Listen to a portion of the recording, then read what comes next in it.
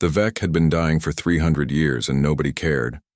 Their homeworld of Nexus Prime circled a dying star, its once brilliant blue light fading to a sickly orange glow. The planet's atmosphere grew thinner each passing decade, and their underground cities crumbled as seismic activity increased. The Vec had sent countless distress signals across the galaxy, pleading for evacuation assistance or technological aid. Every major civilization had received their calls. Every major civilization had ignored them. The Galactic Council dismissed them as a minor species with nothing to offer. The Vec possessed no rare minerals, no advanced weapons technology, no strategic, military positioning. They were simply a peaceful race of artists and philosophers who had never ventured beyond their own solar system. In the cold calculus of galactic politics, they were irrelevant. The mighty Corvani Empire, spanning 12 star systems, had intercepted the Vec's first distress call 2 centuries ago. Their response was a form letter. The Empire regrets that current resource allocation prevents assistance at this time. The same message arrived every time the Vec tried again. The technologically advanced Rax Federation possessed ships that could evacuate the entire Vec population in a matter of weeks. They had analyzed the Vec's requests with their quantum computers and concluded that helping them would yield negative returns on investment. The Federation's algorithms determined that the Vec's artistic contributions held no measurable value in their efficiency-based society. Even the supposedly benevolent Healers Alliance, dedicated to preserving life throughout the galaxy, had deemed the Vec genetically redundant after discovering that their DNA shared similarities with 17 other species. Their philosophy held that resources should focus on truly unique biological specimens.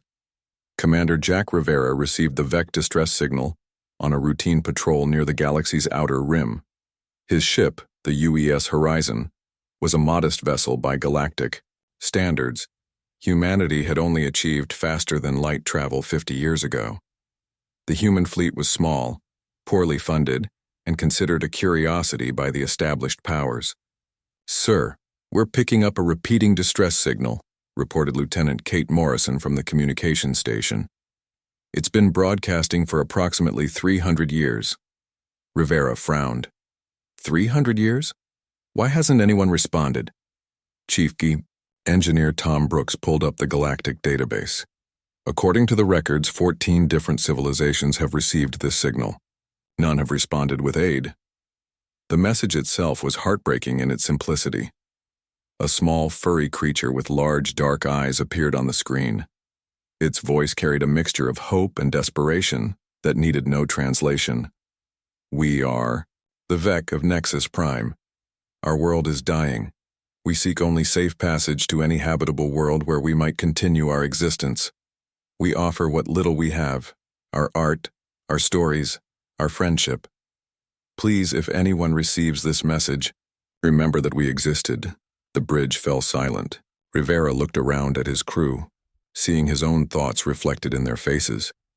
"Sir," Morrison said quietly, "the closest major power is the Corvani Empire. They could evacuate the entire population with a fraction of their fleet." "But they won't," Brooks added bitterly.